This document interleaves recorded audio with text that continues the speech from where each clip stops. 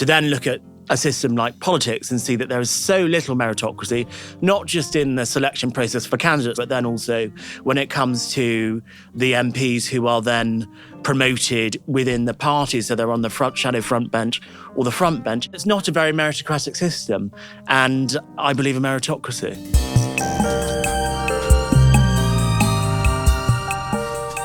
I'm Suzette Llewellyn. I'm Suzanne Packer.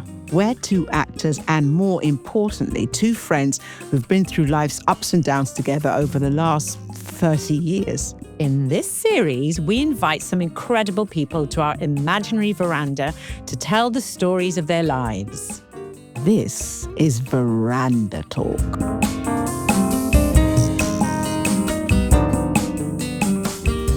Thank you, Albie Amankona, for joining us here at Red Bull London.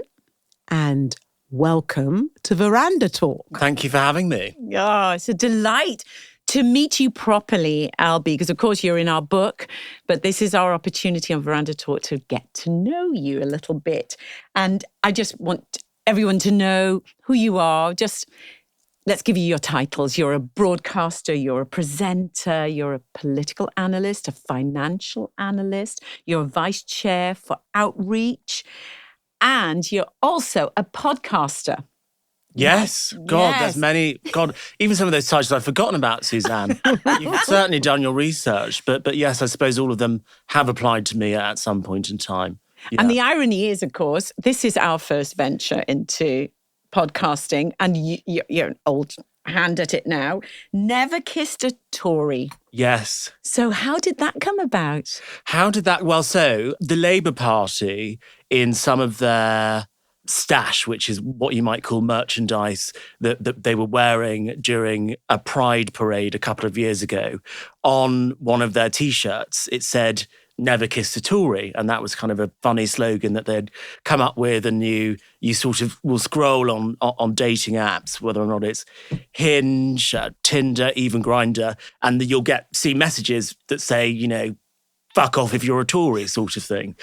And so we all thought this was hilarious, because we certainly knew of people who had kissed Tories who said they'd never kiss a Tory. So we wanted, and many of us had experienced it. I had experienced it myself. And so we thought we'd do something funny with it and create a podcast called Never Kissed a Tory. And then that is how that began. And it was the LGBT plus conservatives podcast on a bit of a hiatus at the moment, because there was some organisational change. Obviously, there was an election last year which didn't go too well.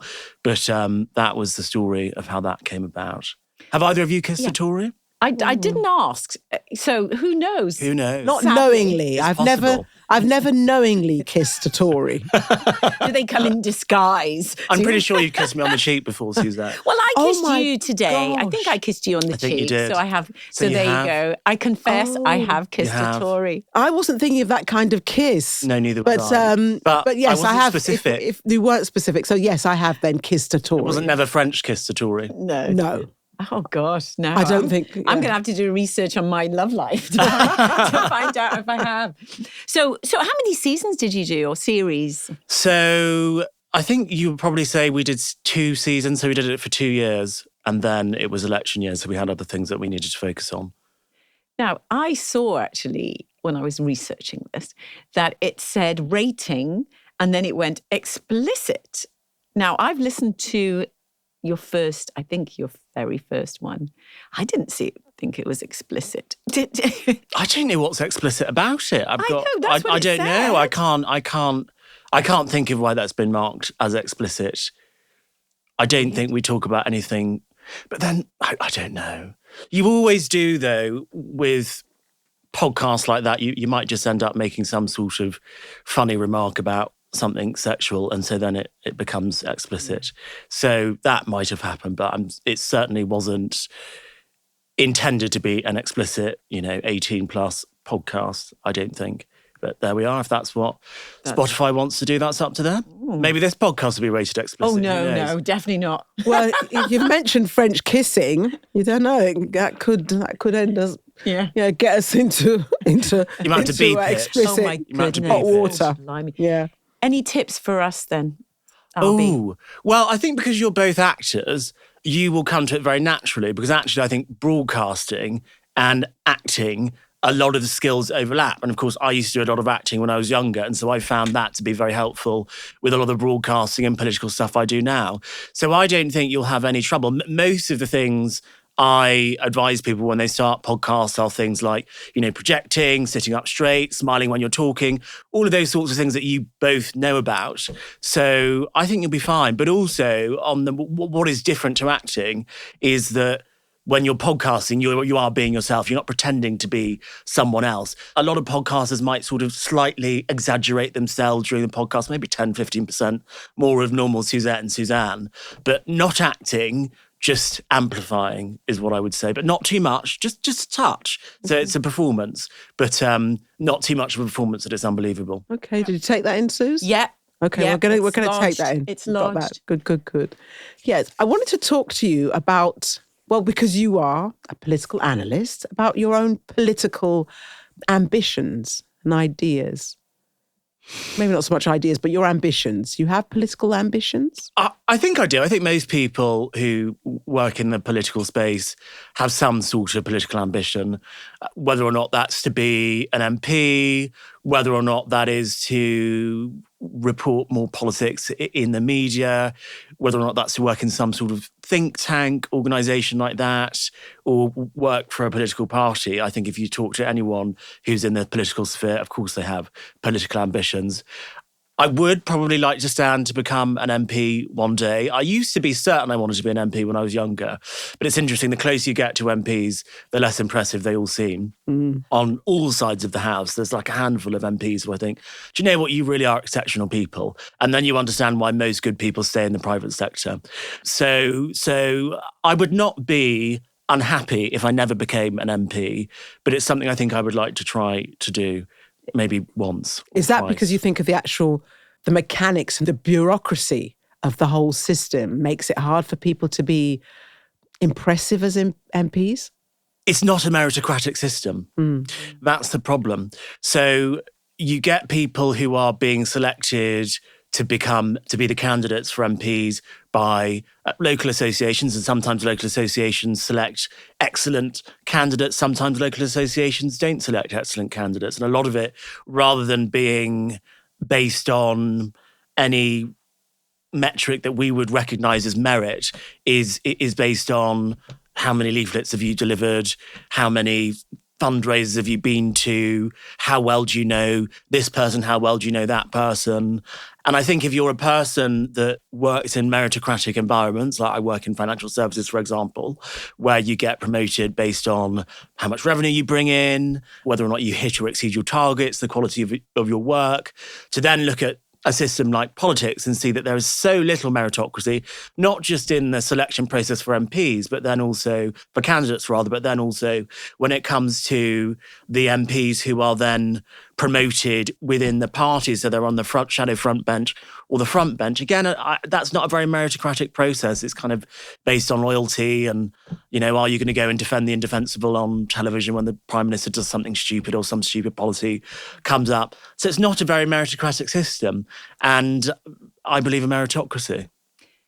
So you mentioned, Albie, there are the few that you really think should be doing this job, being a member of Parliament. What are those key characteristics which make them the right people to be a member of Parliament? For me, it's got to be people with conviction, and that conviction in a belief system. It can be something which I completely disagree with. For example, I think Jeremy Corbyn is an excellent MP. I barely agree with a word that he says, but I think he's an excellent MP. I think Diane Abbott is an excellent MP. What makes him They've got conviction. They'll go against the grain, even if it means that their political career will be jeopardised. I mean, Diane Abbott, her highest position was Shadow Home Secretary, a position she didn't hold for that long. She's now the mother of the house, the eldest female MP. I look at people on the Conservative side, people like David Davis, for example, who resigned when he was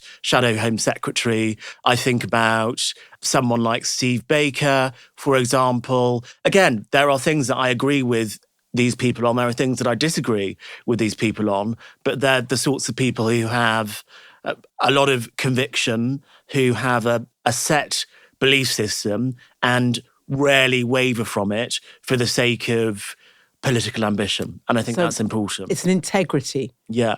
An integrity. And also a willingness to do the groundwork in their constituencies as well.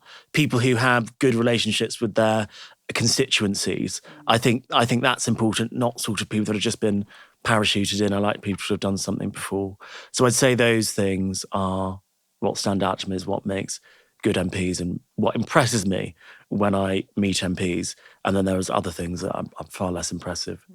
Like working for a political party beforehand. If you've done that, you've gone to uni, worked for the Labour Party or the Tory Party and then become an MP, not interested. Have you always been politically minded in this active sense? Because I know you've set up or you co-founded the Conservatives Against Racism for Equality. Mm-hmm. So you are active. You don't just speak about things, you get on with it. How did that develop? Well, Suzette might be able to answer this question better than I will because she's known me for such a long time. I think. Yes, yes, I'll declare here, I've known Albie since he was a small child, and I've seen him develop and grow. And Albie's always been somebody who has been against the grain, basically. You've ploughed your own furrow. You've always ploughed your own furrow, and I think that's admirable. Yeah, You've always been ambitious. Definitely always been. I think you were designing planes when you were like 5. I was. And you were going to have your own Hypersonic airline. aeroplanes. Yes. Yeah. So I think I have always been political because my mum's actually quite political. So she was always into politics. She studied politics when she was at university.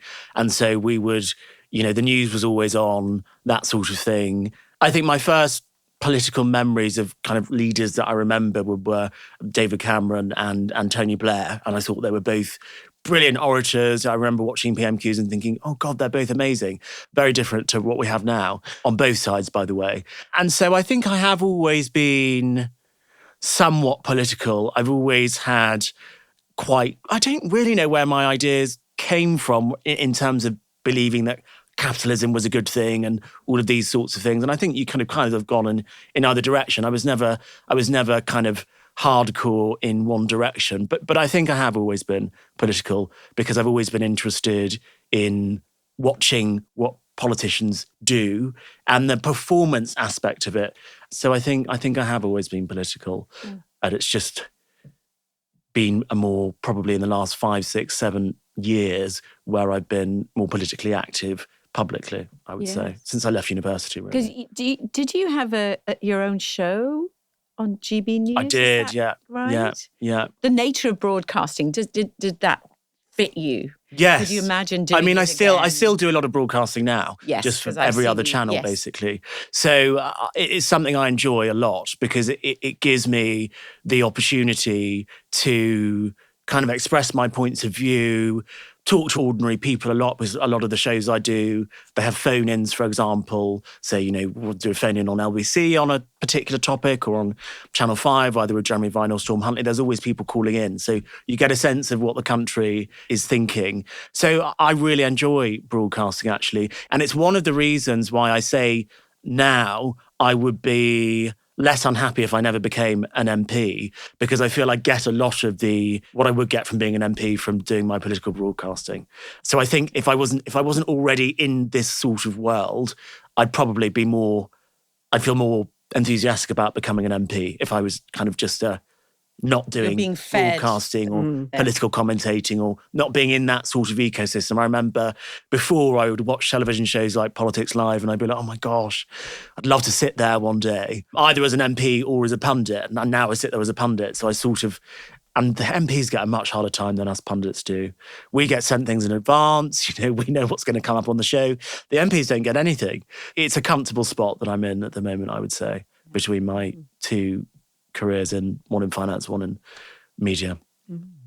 So your ideal job. So if you literally could write that ideal job, what would that be? Goodness me. I don't know. I think, well, there's two, actually, to be honest. It's two. I would love to do something like Ian Dale does on LBC. A show like that, I think, would be fantastic. He, has phone-ins every evening, does cross-question, which is a bit like Question Time, does lots of interesting podcasts and talks to interesting people all of the time. So something a bit like what Ian Dale does, I think would be incredibly good and potentially a dream job. And then on the other side of the ledger, I would love to work in private equity or venture capital, but specifically for media companies, because there are investment analysts, a lot of clients of mine, that look at investments in production companies like All3 Media or Banijay or any of the major production houses. They look at big companies like Netflix, and because all of these companies are investable, a lot of them are publicly listed. So of course there's an investor angle there, and I actually work with a lot of those investors. So on either side, sort of either being in the media content creator or looking at the business of content creation is probably what my dream jobs would be, or a pilot, just to throw a curveball in there. Yeah, I was thinking. You've got to do a lot of training to be a pilot. You do. It's a lot of flying hours. I was always thinking maybe when I retire, I'd learn how to fly. Why wait, Albie? I don't have time at the moment to learn how to fly. Yeah. And it's expensive. It's expensive. Is for sure. It's really expensive. Yeah. Yeah. I was wondering if because you strike me, and this is what's so lovely about talking to you now, because of course I don't know you and I'm really getting an insight into you. You don't sound like a person that feels they need to have power. So I'd like you to have power in this. Just imagine. And if you did have the power to change the world, what one thing would you do? Probably the first thing you would do if you had that power. In the whole world or just the UK? You choose. I'll start off with the UK because I think that's an easier question. It's not a very sexy answer because I'm a geek in this respect, but I would push through some incredibly radical planning regulatory reform. And basically what this would enable us to do and businesses to do is build things a lot more easily. And one of the things which is inflating the prices of everything at the moment is how difficult it is, how many hoops businesses, councils have to jump through in order to build anything, whether or not we're talking about reservoirs. We've not built a new reservoir in over 30 years, whether or not it's housing, council housing, for example, or private housing, whether or not it's hospitals, power stations, wind turbines, you name it. It is so much harder to build everything in the UK than it is almost anywhere else in the world. High-speed rail lines, the cost of HS2 per mile is 3 or 4 times the cost of the same in France or Germany, for example. Why is that? Because our planning regulation is nuts. And I'm afraid there are too many what we call NIMBYs, not in my backyard, everywhere around the country just say, no, not here, build anything anywhere but not near us. And it just drives me insane. So that is what I would do in the UK. And I thought, you can tell I thought about that quite deeply. Yes. In terms of the world, what would I do? I would lift trade barriers as far as possible. I really don't like what we are seeing with the turn to protectionism that we're seeing at the moment. Capitalism isn't perfect, free market capitalism perfect, free trade isn't perfect, but it has lifted billions out of poverty, and I want to see poverty reduce around the world. And lots of people talk about the fact they want to end poverty. Maybe when you ask that question, few people actually propose how. So that is what I would do.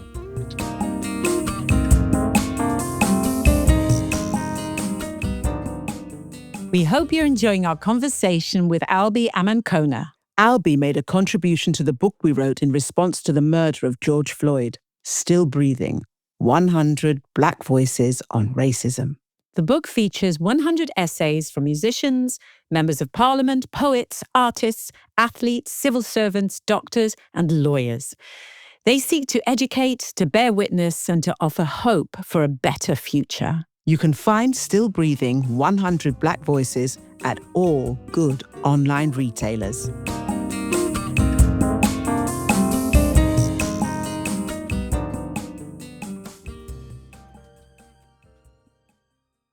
Let's talk about the work of the Conservatives Against Racism for Equality. I mean, as you were so graciously part of our book, you changing the narrative about racism. What actively does that body do? Could you describe what the Conservatives Against Racism for Equality So does? the organisation started, as a response to George Floyd, which is, of course, what your book almost was a response to at that time. It was a very odd time, wasn't it? Middle of the pandemic, all this crazy stuff going on. Everyone was kind of hyper-connected, even though this awful act happened abroad, thousands of miles away, because everyone was at home, it felt like it was a lot more local than it was. And I felt at the time that I felt two things. One of those things was I didn't like the Conservative Party's response to people protesting. And two, I didn't like the way that a lot of the arguments around anti-racism were being framed. We had a conversation at the beginning about my belief in meritocracy, and one of the reasons why I didn't like politics was because it wasn't a very meritocratic business. A lot of these arguments, anti-racist arguments, I think at the time, and still are, a little bit anti-meritocratic when we're talking about, making it easier for people from certain races to get certain jobs or to go to certain universities. That's never been my sort of belief in how we get equality, racial equality, for example. I've always been more of an equality of opportunity kind of person, not an equality of outcome kind of person. There are going to be differing opinions. People won't be surprised that that's my opinion. But that was one of the things that I am not happy with when it comes to sort of more modern ideas on anti-racism rather than the sort of 20th century civil rights movements that we saw that were really about moral equality, political equality, equality under the law, equality of opportunity. No one can disagree with those. I agree with them. And I felt that it was important that if the Conservatives and the right were going to be making arguments about anti-racism, that was a foundation that we had to embed ourselves in if other parts of the political spectrum had gone in directions that we didn't like. So it was a response to the Conservative Party's poor response, in my view, and the broader right's poor response, in my view, to what happened to George Floyd when he was murdered. And then also the fact that I didn't feel that the arguments that people were making on the anti-racist side, if you can even call it a side, were particularly helpful, or were arguments that people across the country, which is a majority white country, would accept, understand, or want to see furthered and implemented. I want to ask you, you said equality of opportunity, because this is something that we've talked about a lot in acting, especially now as we've got older and we know our white counterparts are at a different level to us, and not necessarily because they have the merit. How do you create that equality of opportunity? I honestly think the arts I don't think they're a meritocratic industry at all. Again, I think it's quite similar to politics. I think it's who you know. If I think of all the people I know who have, quote unquote, made it in acting now from my generation, people I went to school with, for example, they have deep connections in the industry. Either their parents work in the industry, their dads or uncles are literally like A-list Hollywood actors. Some of the sons and daughters I went to school with all were in different years at my school to me. And all the people who have made it come from those sorts of backgrounds. So I think the arts and politics are quite similar in that regard. Now, if I look at something like financial services, for example, which is another, I suppose, bow that I have in my, I don't know what this metaphor I'm trying to say is, but arrow in my string. Yes. Is it a sheath? I think the listeners should know what I mean. Another string to your bow. A string to my bow, there we go. Which is it. another string I have in my bow. Do you know what? We'll leave it. We're with you. We're with you, Albie. It's very meritocratic, I would say, because it's based on measurable metrics. There are some companies that have such strict anti-nepotism policies, for example. If you are a family member or know someone that applies to a company, you can't even tell the company that you know who they are. So some of these corporate companies have really quite strict measures in place to ensure that there is no nepotism or as little nepotism as possible. I think it's got to come from the organisations themselves. And I don't get a sense that either in politics or the arts that the organisations really want to change. I think that the metrics that the business of media is following are eyeballs, and so they will just choose people that bring in the most eyeballs, because ultimately Eyeballs are what drives subscription revenue, and eyeballs are what drive ad revenue. And so the companies that fund the content that you two will be in will just pick someone based on the eyeballs. And then if there's someone that this person knows, and they also think, well, this person knows that this person's going to bring in eyeballs, they're probably going to pick them because all they care about is eyeballs. So how do we change that? How do we change that in the media industry? Well, I suppose if it's changed in the media, it's the template, isn't it, for everywhere else, maybe? Maybe, but I think media is actually behind in this. I think that I think a number of things will have to happen. So first of all, when we think about people who are entering the media industry when they're quite young, just graduated from university, what are the things that people need to? They need to be in London. What's a really difficult thing about living in London if you are just graduated from university? It's very expensive. A lot of the internships in media industries and the arts either don't pay or pay very little. So that already excludes a huge number of people because you are essentially saying, well, okay, either you've got to be a kind of person that comes from a family who can pay for you to live in London, or you've got to live in London already and be lucky enough to live in a property where your parents are happy to have you and can afford to have you if you're going to be earning very little or no money whatsoever. So that's one thing we need to look at. That comes back to my conversation about planning reform to make housing more affordable. A lot of time, the biggest expense coming out of an ordinary person's wallet is housing costs, can be up to 50, 60, 70% in London. So we shouldn't be surprised that only certain types of people are going into these sorts of industries where the pay is very low when you begin and you have to be based in London. So that's one thing we can look at. Obviously, that's something which might take a little bit more time when it comes to bringing down housing prices, but it's just how things fit together economically. When it comes to the companies themselves, a lot of the time, these companies are the ones banging on the most about diversity and inclusion. And actually, I think a lot of these media companies are the least diverse when it comes to at least the people that are working kind of in back office. So they bang on about all of this diversity and inclusion, and you'll get all of these Hollywood stars going to their award ceremonies and talking about how, whichever movement it is in that particular month. But then you look at the people working under them and they're not paid very well, they're living in terrible conditions, and there just seems to be this massive imbalance. So it's got to come from both the things that government can do, i.e. get out of the way of people that want to build things and make things cheaper for people. And then there's things that I think the organisations themselves have to do in order to be more credible on this issue, like we have seen with a lot of the kind of the big corporate companies, whether or not we're talking about the big four accounting firms or consulting firms or a lot of the financial services companies that are out there. There's a template there, which I think all companies can follow. Oh, okay. That template that they're following currently, what does that look like? It looks like putting things in place like, for example, these anti-nepotism measures that I was talking about before.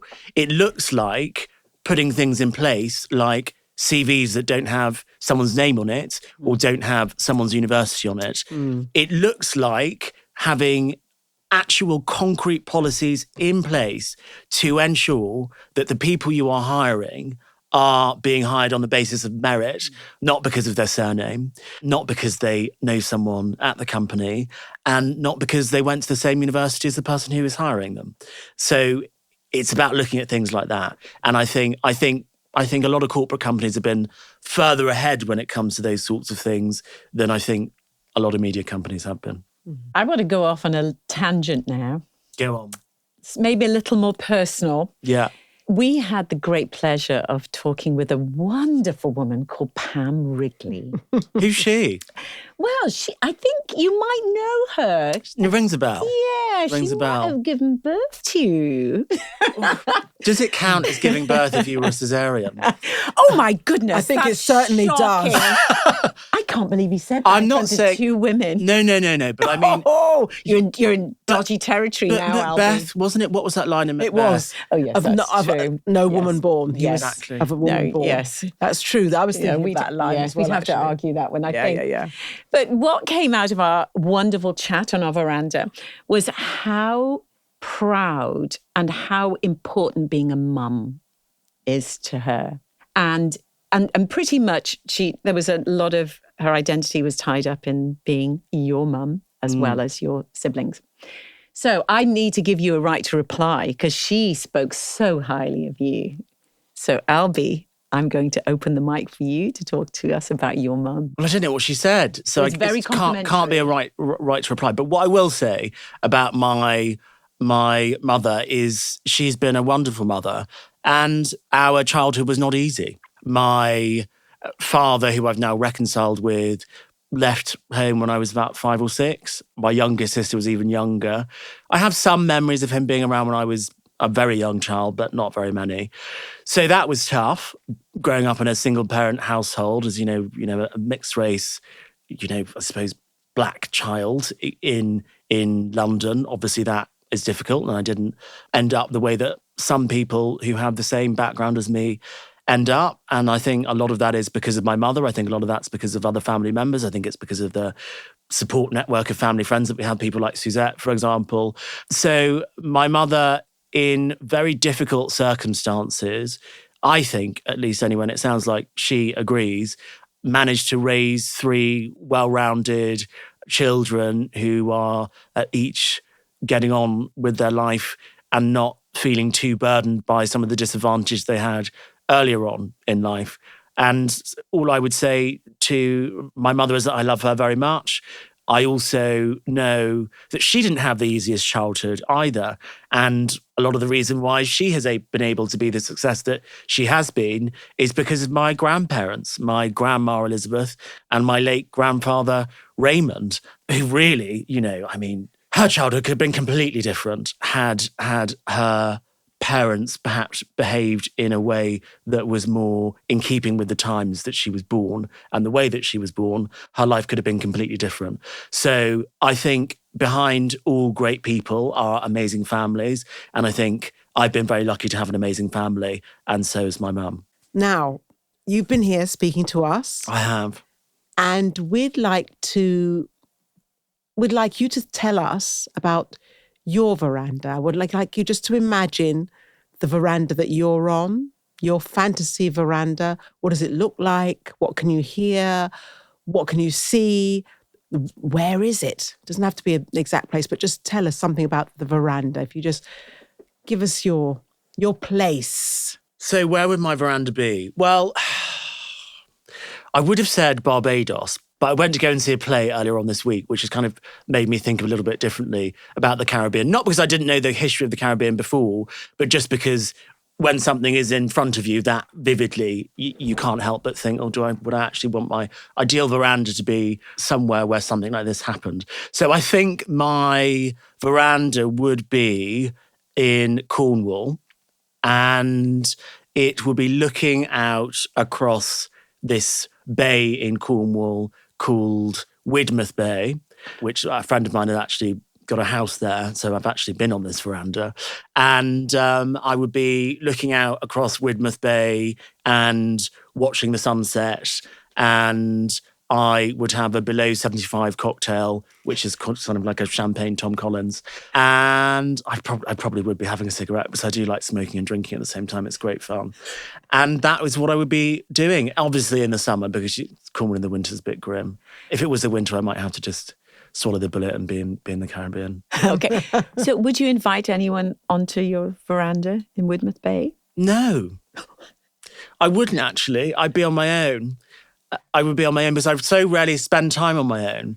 And so I would go there first on my own for like an hour, maybe have 2 cocktails, and then whoever was nearby could come and sit. But I wouldn't invite anyone specifically.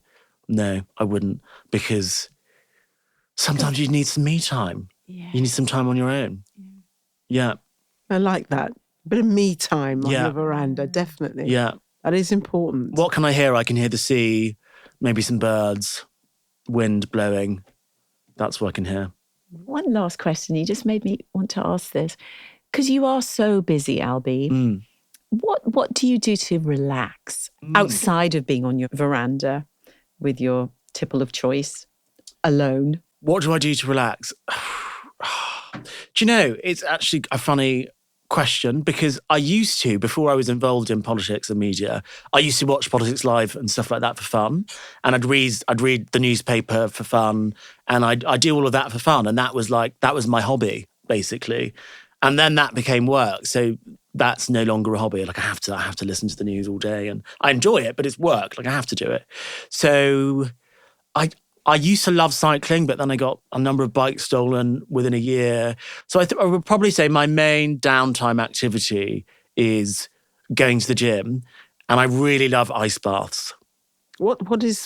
Oh, ice baths. Ice baths. Oh, wow. Why? Okay. Yeah, ice baths. Okay, so do you do hot and cold, or is it just always the cold? So at my gym, they have ice baths just by the pool, and it's by the sauna. So I'll go and sit in the ice bath for maybe 6 or 7 minutes, and then go in the sauna. And I just find it very grounding, and it allows me to think very clearly. Like if I'm still thinking about something when I'm in like a 1 degree ice bath, like I probably need to resolve what I'm thinking about. Another thing that I've started doing recently, actually, which it counts as a hobby, is I've started going to church again every Sunday, which is not something I haven't done. I used to have to go to church at school. We used to go on Wednesday, we used to go to chapel.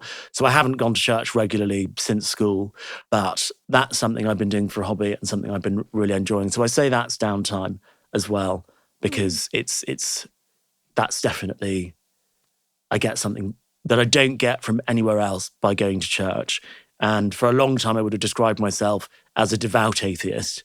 And I sort of got to a point where I thought the sort of logical extent of being a devout atheist was having to believe that everything that happens by chance. And I felt that was as implausible as there being some sort of higher being that created everything and they're both nuts ideas, aren't they? And then I sort of thought to myself, well, if I was going to choose between which one I wanted to believe, and knowing they're both as implausible as each other, which one would I rather believe? And I thought I'll go to church and have a look at this and see what it's like. And so that took me back to church. So that's probably my new hobby, I would say. Yeah. And is it, I mean, I don't imagine you'd be at a happy clappy sort of church. Is it quite a high church? Is it Anglican? Is it? So I've been testing out churches actually recently. I started going to the church, which is about 30 minutes from my house, which is more sort of Anglican, but then they've got a traditional service in the morning, which is very sort of, everyone says the Lord's Prayer and there's always communion. That's at 9:30, but it's full of much older people. But it's fine. It reminds me of school. It's comfortable. And then there's a more modern service in the evening where not the hymns, they're not really hymns. It's kind of rocky country version of gospel music. So it's a little bit more modern. The crowd's a bit younger. The problem is with that service is some of the singers aren't very good. And for me, the singers have got to be great. And then I started going to... You critique the singers. Well, I can't... You don't want to be sitting there in church thinking, oh, for goodness sake. It didn't hit that high C well enough. If only you were just a better singer. It's not a very sort of Jesus-like thought. You're sat there trying to think what Jesus would do in certain situations. And it's hard not to think Jesus would be irritated by a bad singer singing a hymn. But equally, that he would be, that he would try and be understanding and pray for them to get better. But there's only so much that you can do. Or maybe he would make a miracle happen. Before you just think, no. So I've been going to this other church in Archway, which is more of a sort of Afro-Caribbean church. And of course, the singers are excellent. So yeah, I've been testing around. So I wouldn't go to sort of a Catholic service where I leave feeling like a guilty sinner. But it's fine to be told that everyone sins and everyone deserves salvation, but also some happiness and hope for the future as well. And I get that from church in a way that I don't get from other places. And working in broadcasting and politics at the moment is incredibly depressing. Yes. So we all need some hope and faith that things are going to get better. And I get that from church. What a fantastic final word, Albie. That's that is fabulous. That's true. We want some hope. We need optimism. Have to keep going. Yeah. Thank you Amen. so much. Yes. Amen. Amen. Thank you so much for joining Thank us you for having today, me. Albie.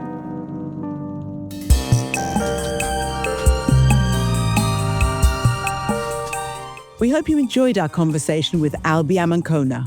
If you did, why not click, share, and send it to someone you think would enjoy it too? Or they're able to find us on Apple Podcasts and Spotify. I'm Suzette Llewellyn. And I'm Suzanne Packer. Veranda Talk is a Bengo Media production.